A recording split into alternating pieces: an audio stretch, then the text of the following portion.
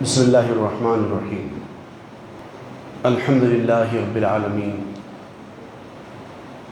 والصلاة والسلام علی سیدنا و مولانا محمد وعلی آلہ واصحابہ اجمعین۔ اعوذ باللہ من الشیطان الرجیم۔ ان اللہ وملائکتہ یصلون علی النبی یا ایہا الذین آمنوا صلوا علیہ وسلموا تسلیما۔ اللہم صلی وسلم علی النبی الامی وآلہ۔ اللہم صلی وسلم علی سیدنا محمد عدد کل ذرۃ الف الف مرہ۔ حاضرین محترم، السلام علیکم ورحمۃ اللہ وبرکاتہ۔ کل ہم پڑھ رہے تھے حضور غوث پاک رضی اللہ تعالیٰ عنہ کے محافل واس کے احوال۔ حضور غوث پاک کے واس کی محافل میں کیا ہوا کرتا تھا اور کیسی محفلیں ہوا کرتی تھی۔ حضرت شیخ ابو الحسن سعد الخیر اندلسی رحمۃ اللہ تعالیٰ علیہ، آپ فرماتے ہیں کہ میں ایک مرتبہ حضرت شیخ عبد القادر کی محفل واز میں حاضر تھا اور حضور غوث پاک زہد کے بارے میں بیان فرما رہے تھے۔ زہد کیا ہوتا ہے، ترک دنیا کس کو کہتے ہیں، اپنے آپ کو غلط راستوں سے بچانا، دنیا سے بچنا کیا ہوتا ہے، اس پر آپ بیان فرما رہے تھے۔ اچانک میرے دل میں خیال آیا کہ حضور معرفت کے بارے میں اگر بیان فرمائیں تو بڑا اچھا ہوگا۔ بس اس طرح سے میرے دل میں خیال گزرا ہی تھا کہ حضور غوث نے اپنی گفتگو کا انداز اچانک بدل دیا اور معرفت پر گفتگو کرنا شروع فرما دیا۔ ابھی حضور غوث پاک معرفت کے بارے میں بیان فرما رہے تھے کہ میرے دل میں خیال گزرا کہ حضور غوث اگر شوق کے بارے میں، شوق اللہ، اس موضوع پر اگر بیان فرمائیں تو اچھا ہوگا۔ بس ادھر دل میں خیال گزرا، حضور غوث پاک نے فوراً ہی اپنی گفتگو کا موضوع چینج کیا اور شوق پر گفتگو فرمانا شروع کر دیا۔ ابھی یہ شوق کے بارے میں گفتگو چل رہی تھی کہ ان کے دل میں خیال گزرا فنا اور بقا کے موضوع پر اگر حضور غوث پاک خطاب فرمائیں تو اچھا ہے۔ بس اس خیال کے ساتھ ہی حضور غوث پاک نے اپنا موضوع بدل دیا اور فنا و بقا پر گفتگو شروع فرما دی۔ ابھی یہ فنا اور بقا پر گفتگو چل رہی تھی کہ ان کے دل میں خیال گزرا کہ حضور غوث غیبت کے بارے میں اگر گفتگو کریں۔ یہ غیبت کیا ہوتی ہے، غیبت الگ چیز ہے، غیبت الگ چیز ہے۔ غیبت پر گفتگو شروع فرمائیں تو حضور غوث پاک نے غیبت پر گفتگو شروع کر دی۔ غیبت پر گفتگو حضور غوث پاک فرما رہے تھے کہ ابھی کوئی دوسرا خیال میرے ذہن میں آیا نہیں تھا کہ حضور غوث نے میری طرف پلٹ کر فرمایا ابو الحسن اتنا ہی کافی ہے۔ تو میری یہ کیفیت ہو گئی، وہ جملہ سن کر میں وجد میں آ گیا اور عالم وجد نے اپنے کپڑے پھاڑ لیے۔ اس طرح کی محافل ہوا کرتی تھی حضور غوث پاک کی۔ شیخ ابو محمد عفیف جیلی رحمۃ اللہ علیہ، یہ بھی جیلان کے رہنے والے تھے، بعد میں بغداد منتقل ہو گئے تھے۔ آپ فرماتے ہیں حضور غوث پاک کی صحبت کے بارے میں کہ کیا چیز ہے حضور غوث پاک کے وعظوں میں شرکت کرنا اور آپ کے ساتھ بیٹھنا، آپ کی صحبت اختیار کرنا۔ ایک مرتبہ حضور غوث پاک نے فرمایا کہ اے بندے میرے پاس بیٹھا کر، اے بندے میرے پاس بیٹھا کر اپنا وقت میرے ساتھ گزارا کر، اور جو وقت تو نے میرے ساتھ نہیں گزارا زندگی میں، اس وقت سے تجھے توبہ کرنی چاہیے۔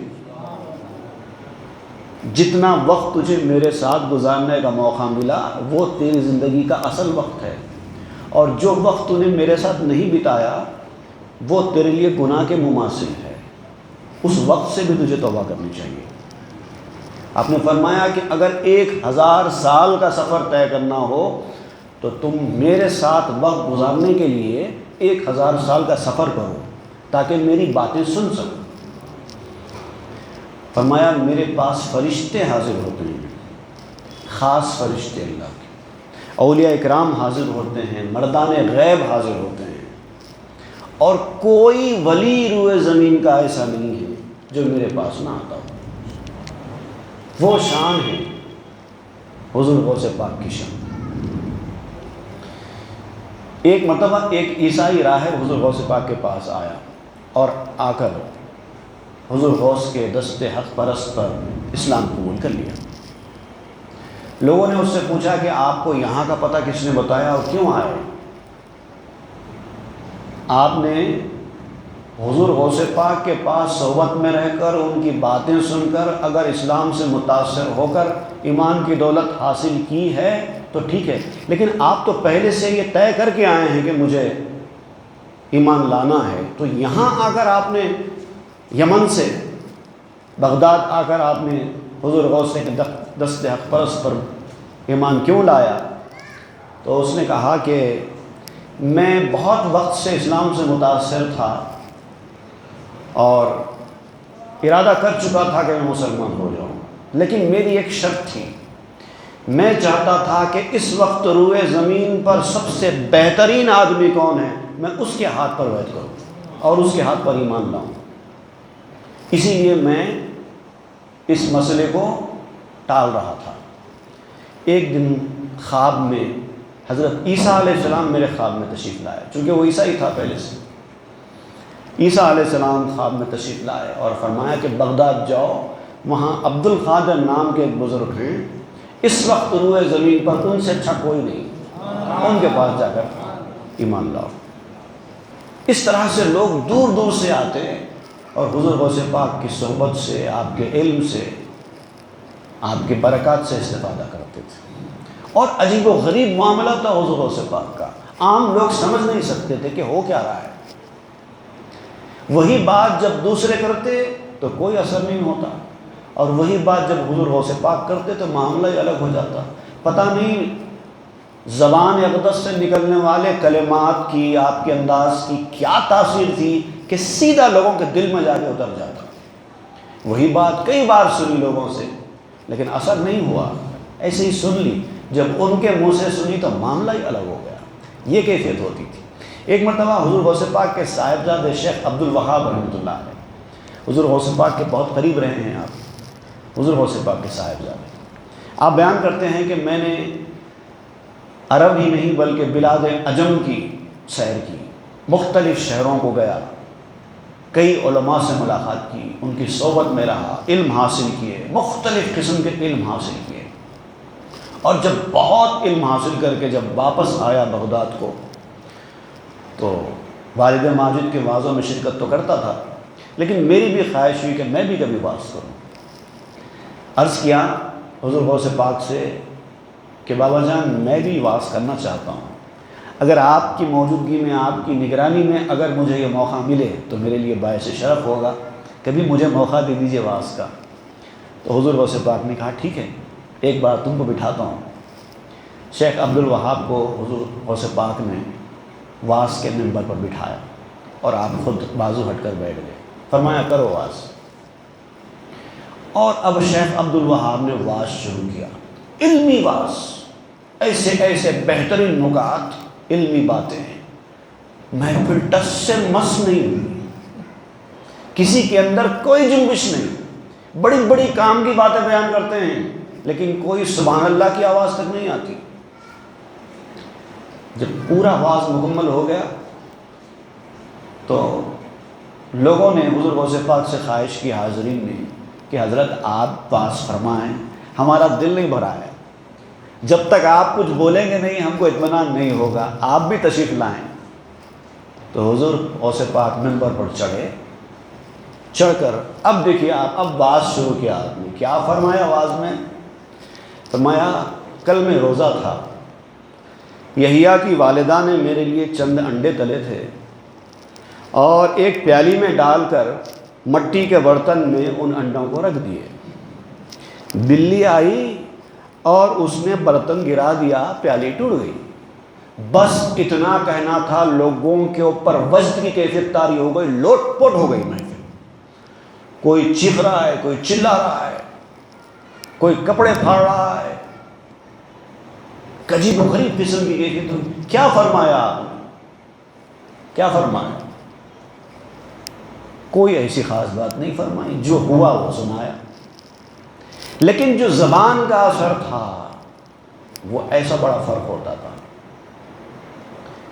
صاحبزادے نے واعظ کے بعد والد ماجد سے پوچھا کہ حضرت میں نے اتنا علمی واعظ کیا، محفل ٹس سے مس نہیں ہوئی، آپ نے کچھ ایسے عجیب و غریب قسم کے جملے فرمائے اور لوگوں پہ یہ کیفیت طاری ہو گئی، حالانکہ میں نے بلاد عجم کی سیر کی، اتنی سیر کر کے دنیا گھوم کے علم حاصل کر کے آیا ہوں، لیکن اس کا یہ اثر نہیں ہوا، اس میں فرق کیا ہے؟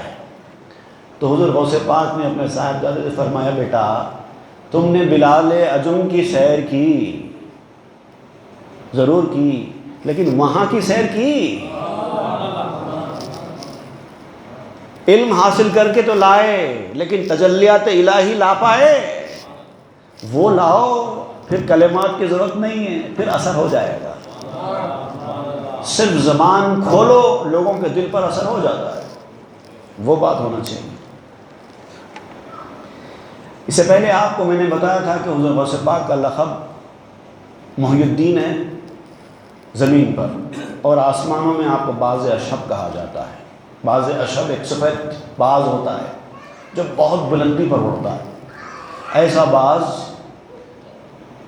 جس کے پرواز کا مقابلہ دوسرے باز نہیں کر سکتے، اس کو کہتے ہیں باز اشہب۔ تو میں آپ کو بتاتا چلوں کہ محی الدین آپ کا لقب کیوں پڑا۔ حضور غوث پاک خود فرماتے ہیں کہ میں جمعے کے روز بغداد پہنچا، کسی سفر پر نکلے تھے، وہاں سے واپس بغداد شریف تشریف لائے، تو آپ نے دیکھا کہ ایک شخص ہے جو نہایت ہی لاغر، نحیف و ناتوان، کمزور، بیمار پڑا ہوا ہے۔ میں سامنے سے گزر رہا تھا تو اس نے آواز دی السلام علیکم یا عبد القادر۔ میں تو اس کو پہچانتا نہیں تھا، لیکن وہ نہ صرف مجھے پہچان گیا بلکہ میرا نام لے کر مجھے سلام کیا۔ میں نے کہا وعلیکم السلام، تو اس نے کہا مجھے اٹھاؤ۔ آپ قریب گئے، جا کر اس بیمار آدمی کو اٹھایا، جیسے ہی حضور غوث پاک نے اس کو اٹھایا وہ تر و تازہ توانا ہو گیا، کھڑا ہو کر بیٹھ گیا، ایسا جیسے کوئی طاقتور انسان، چہرہ بارونق ہو گیا، موٹا تازہ ہو گیا۔ تو میں نے اس سے پوچھا کہ جناب آپ کون ہیں؟ تو اس نے کہا کہ میں آپ کے نانا کا دین ہوں، انسان نہیں ہوں، میں دین ہوں، لوگوں نے مجھے کمزور کر دیا، مرنے کے قریب ہو گیا، دین کو چھوڑ دیا لوگوں نے، ترک سنت کے راستے پر چل پڑے، بدعتوں کے راستے پر چل پڑے، دین کی طرف توجہ ہٹ گئی لوگوں کی، اس لیے میں کمزور ہو گیا تھا، آپ کی وجہ سے میں تر و تازہ اور زندہ ہو رہا ہوں۔ آپ محی الدین ہیں، دین کو زندہ کرنے۔ یہ واقعہ سنانے کے بعد حضور غوث پاک فرماتے ہیں کہ جب میں بغداد کی جامع مسجد کے حدود میں داخل ہوا، وہاں سے اس آدمی سے ملاقات کے بعد اچانک وہ آدمی غائب ہو گیا۔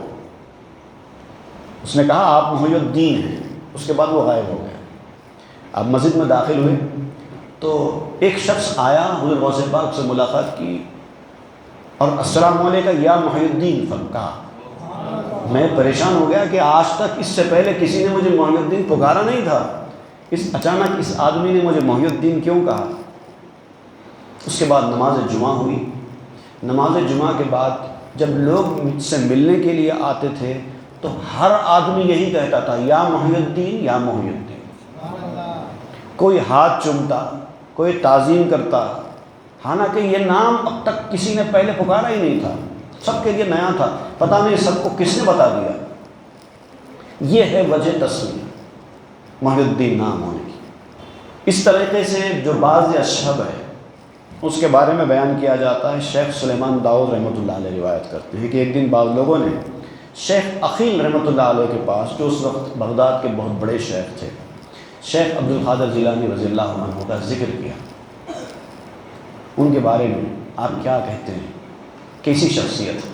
تو آپ نے فرمایا وہ زمین پر ہی نہیں بلکہ آسمانوں پر بھی رفیع القدر ہیں، فرشتے بھی ان کی تعظیم کرتے ہیں، ان کی جلال سے فرشتوں کے اندر بھی ہیبت طاری ہو جاتی ہے جب وہ جلال میں آتے ہیں، اور وہ فرشتوں میں بعض اشہب سے مشہور ہیں۔ اب جو بعض اشہب کے دامن اقدس سے وابستہ ہو گئے، ان کو اب یہ دنیا کے باز کیا ستا سکتے ہیں؟ بھلے ہی وہ اڑنے والا باز ہو، فیلکن ہو، ایگل ہو، اس باز اشہب کے پاس رہنے والوں کا یہ باز کیا بگاڑ سکتے ہیں؟ اسی مفہوم کو میں نے ایک شعر میں بیان کیا، باز بھی میرے گریباں کو پکڑنے سے رہا، میرا گریبان باز بھی نہیں پکڑ سکتا، باز بھی میرے گریباں کو پکڑنے سے رہا، باز اشہب کی عطا ہے قد و قامت میں، یہ ان کی عطا ہے۔ اور حضور غوث پاک نے بھی اس آسمانی لقب کا ذکر اپنے اشعار میں کیا، انا البازی اشہب کل شیخ ومن ذا فی الرجال اعطی مثالی، میں تمام مشائخ کے درمیان ایسا ہوں جیسا کہ وہ باز اشہب دوسرے بازوں میں، میرا وہ مقام ہے، دوسرے سب باز کی طرح ہیں، میں باز اشہب ہوں۔ مردان خدا میں کون ہے میری طرح؟ ذرا مثال تو دو، بتاؤ تو صحیح، اعطی مثالی، میری مثال ہے تو بتاؤ۔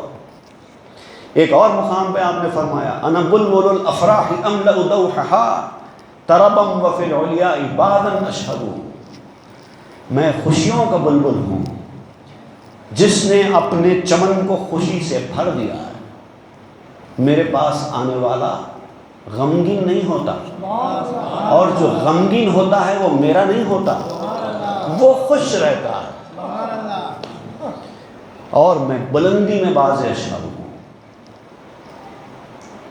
قادری کبھی غمگین نہیں ہوتا، پریشان نہیں ہوتا، باز اشہب کی عطا ہے، وہ دیکھتے ہیں، جو کرنا ہے وہ کرتے ہیں، تم کون ہو اپنے بارے میں سوچنے والے، ہمارے حوالے کرو، ہم دیکھ لیں گے۔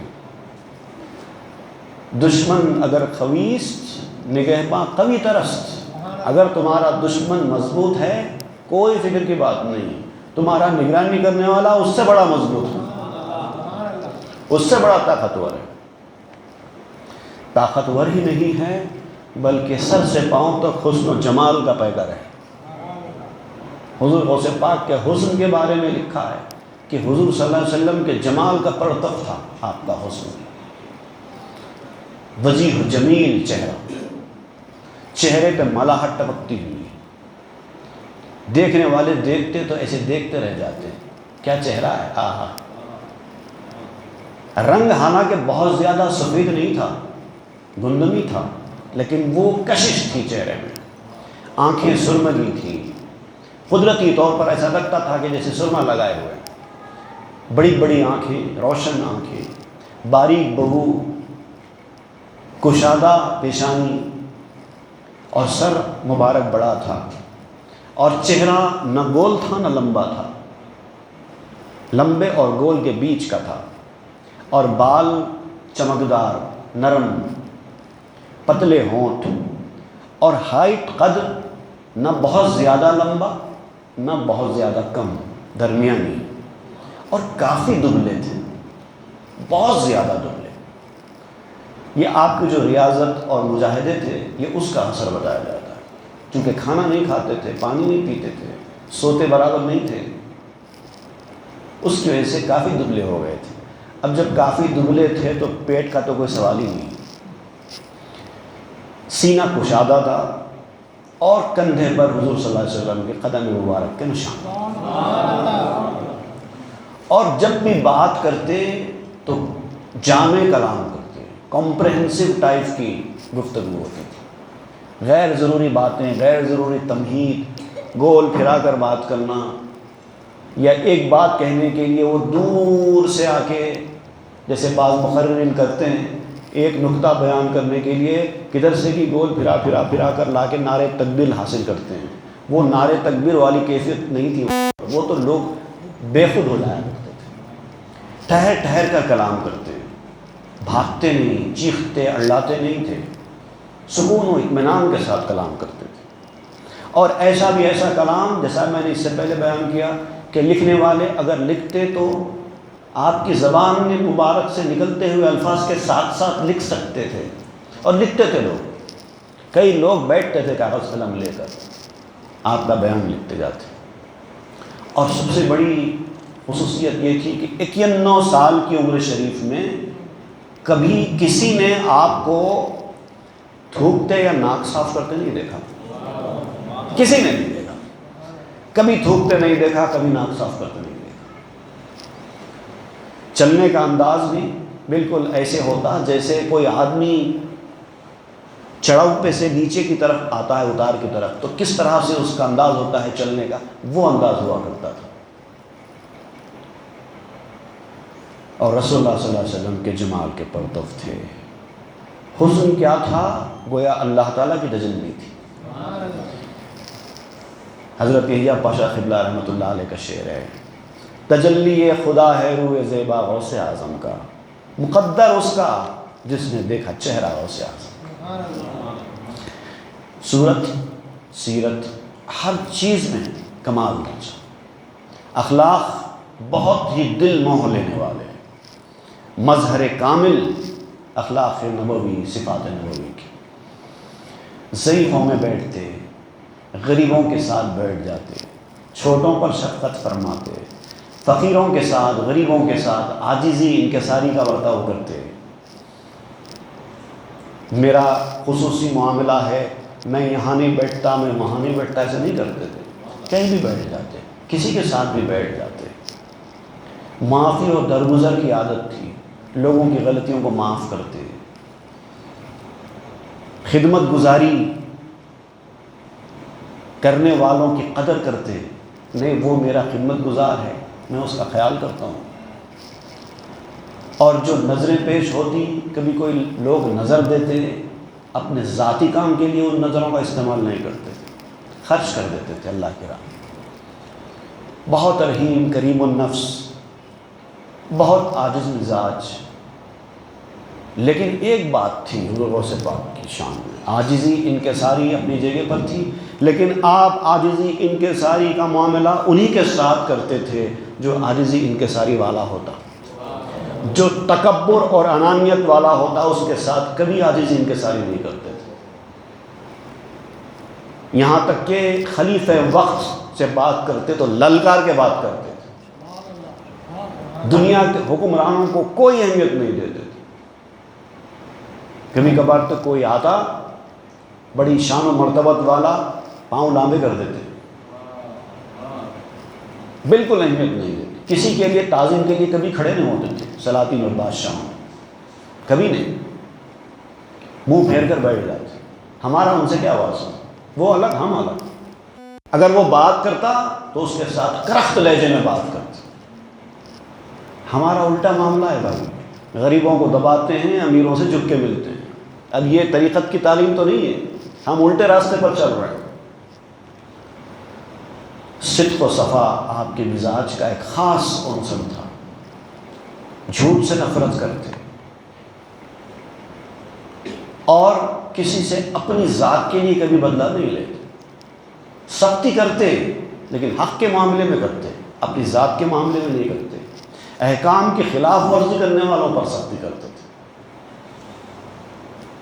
اور جو اس راستے پر چلتا ہے وہ ان کا مرید ہے۔ اگر حضور غوث پاک کا راستہ الگ، آپ کا راستہ الگ، تو آپ ان کے فالوور کیسے ہوئے؟ اور اگر فالوور نہیں ہیں تو مرید کہاں سے ہوئے؟ ان کے راستے پر چلنا، ان کی تعلیمات پر چلنا، ان کے بتائے ہوئے طریقے پر چلنا، ان کو فالو کرنا، اس کو تو مرید ہی کہتے ہیں۔ اور جو مرید بن جاتا ہے سچا، اس کو تو پھر اب ڈرنے کی ضرورت ہی نہیں۔ اب حضور غوث پاک خود اپنے مریدوں کے لیے کیا فرماتے ہیں، میں انشاءاللہ آپ کو بیان کرتا ہوں۔ پہلے میں آپ کو بتاؤں گا کہ حضرت سہل بن عبداللہ تستری رحمۃ اللہ علیہ ایک بہت بڑے بزرگ ہیں،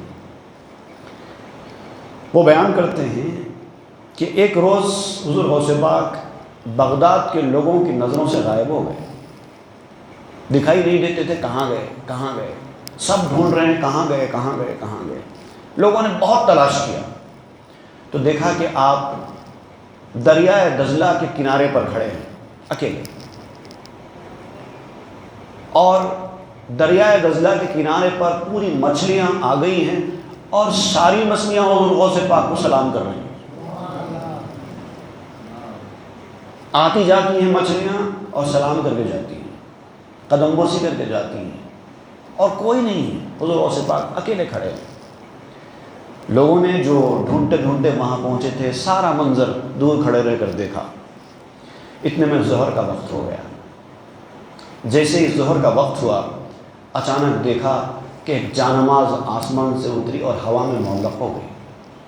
ہرے رنگ کی جانماز تھی، بالکل تخت سلیمانی کی طرح، اور سونے اور چاندی کے تار اس جانماز پر میں جڑے ہوئے تھے، اور اس جانماز پر 2 سطریں لکھی ہوئی تھی، ایک الا ان اولیاء اللہ لا خوف علیہم ولا هم یحزنون، اور ایک تھا سلام علیکم اہل البیت انہ حمید مجید۔ اور اچانک تھوڑی دیر کے بعد بے شمار لوگ نمودار ہونا شروع ہو گئے، وجاہت والے، چہرے سے لگتا تھا کہ کوئی بہت بڑے لوگ ہیں، اور ہر کسی کی آنکھوں سے آنسو ٹپک رہے تھے، اور آپ نماز پڑھنے کے لیے جانماز پر کھڑے ہو گئے، اور سبز رنگ کا نور آپ کے منہ سے نکل کر آسمان کی طرف جا رہا تھا۔ اس وقت آپ نے جب دیکھا کہ اللہ تعالیٰ بڑی ہی کریمی کا مظاہرہ فرما رہا ہے، بڑا مہربان ہے اس وقت مجھ پر، تو آپ نے فوری دعا شروع فرما دی، اے میرے پروردگار، میں تیری بارگاہ میں تیرے محبوب بہترین مخلوق حضرت محمد مصطفیٰ صلی اللہ علیہ وسلم کے وسیلے سے دعا کرتا ہوں کہ میرے مریدوں اور میرے مریدوں کے مریدوں کی روح اس وقت تک قبض نہیں کرنا جب تک کہ وہ توبہ نہ کر لیں۔ اللہ تعالیٰ سے وعدہ لیا جا رہا ہے، نہ صرف میرے مرید، میرے مریدوں کے مرید، ان کی روح بھی قبض نہیں کرنا جب تک کہ وہ توبہ نہ کر لیں۔ اور اچانک فرشتے دکھائی دینا شروع ہو گئے، اور سارے فرشتوں نے آمین کہا بآواز بلند۔ اس کے بعد آواز آئی آسمان سے، اے عبد القادر، تمہاری درخواست قبول کر لی گئی ہے۔ حضور غوث پاک کے ایک مرید شیخ ابو الحسن بغدادی رحمۃ اللہ علیہ، آپ بیان کرتے ہیں کہ میں نے خواب میں رسول اللہ صلی اللہ علیہ وسلم کو دیکھا، اور جب زیارت ہوئی رسول اللہ کی تو میں نے معروضہ کیا کہ اے رسول اللہ، آپ میرے لیے دعا فرمائیں کہ میں قرآن و سنت پر عمل کرتے ہوئے میری موت آئے، اس حالت میں میری موت آئے کہ میں قرآن و سنت پر عمل کرتا رہوں۔ تو حضور سرور عالم صلی اللہ علیہ وسلم نے فرمایا ہاں ایسا ہی ہوگا، اور کیوں نہ ہو، تم شیخ عبد القادر کے مرید ہو۔ پھر انہوں نے درخواست کی یہی، یا رسول اللہ آپ دعا فرمائیں۔ پھر حضور نے وہی جواب دیا، ایسا ہی ہوگا، جو ہونے والی ہے اس کی دعا کیا کرنی ہے، ہونے والا یہی ہے، کیونکہ تم شیخ عبد القادر کے مرید ہو۔ تیسری بار پھر درخواست کی، تیسری بار پھر وہی جواب ملا۔ شیخ ابو الحسن علی بن ہیتی رحمۃ اللہ علیہ بہت بڑے درجے کے بزرگ ہیں، میں ان کے فضائل اگر آپ کو بیان کرنے لگوں تو آپ انگلی دبا کر بیٹھ جائیں منہ میں، ایسا بڑا روحانی مقام تھا ان کا، حضرت علی بن ہیتی کا۔ انہوں نے فرمایا کہ کسی بھی بزرگ کے مرید اتنے خوش نصیب نہیں ہیں جتنے شیخ عبد القادر کے ہیں، اپنے مریدوں کو شامل کرتے ہوئے فرمایا۔ علی بن ہیتی بہت بڑے درجے کے بزرگ، بہت بڑے باکرامت بزرگ، اپنے مریدوں کو شامل کرتے ہوئے فرمایا میرے مرید بھی اتنے خوش نصیب نہیں ہیں جتنے عبد القادر کے ہیں۔ حضرت شیخ بہا بن بطور، یہ بھی بہت مشہور بزرگ ہیں رحمۃ اللہ علیہ، انہوں نے فرمایا کہ میں نے شیخ کے تمام مریدوں کو نیک بختوں کی فہرست میں دیکھا ہے، لکھا ان کا نام، اور دیکھا کہ ان کی پیشانیاں اور ان کے ہاتھ پاؤں چمک رہے ہیں۔ اسی طرح حضرت بقا بن بطور کی روایت بیان کی جاتی ہے کہ کسی شخص نے آپ سے پوچھا کہ شیخ عبد القادر کے مریدوں کی، نہیں، کسی نے حضرت شیخ عبد القادر جیلانی رضی اللہ تعالیٰ عنہ سے پوچھا، روایت کرتے ہیں حضرت بقا بن بطور، کہ آپ کے مریدوں میں نیک بھی ہیں اور برے بھی ہیں، اب کیسا؟ نیک لوگوں کا کیا اور برے لوگوں کا کیا؟ تو حضور غوث پاک نے فرمایا، نیک مرید تو میرے ہیں، نیک مرید تو میرے ہیں، برے مریدوں کا میں ہوں۔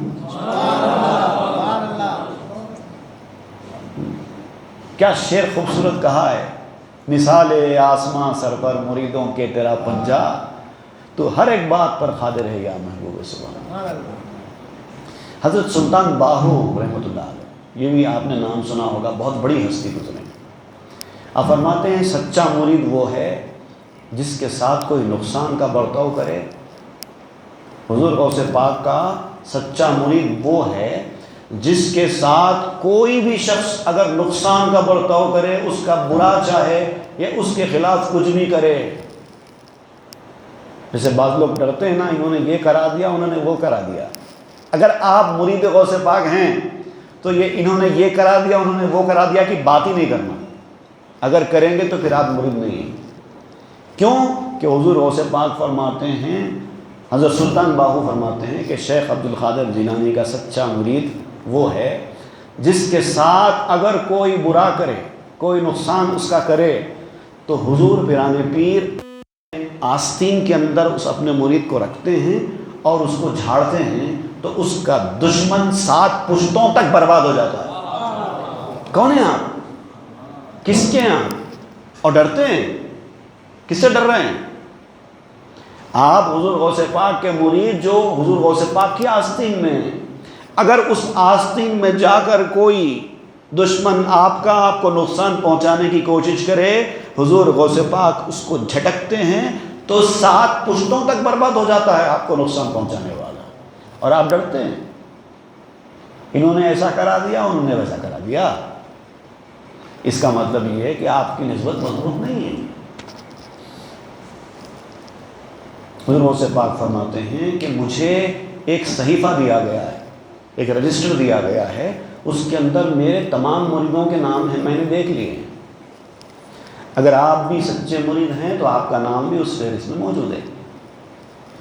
اور حضور غوث پاک فرماتے ہیں جتنوں کے نام اس صحیفے میں موجود ہیں سب کو اللہ تعالیٰ نے بخش دیا ہے۔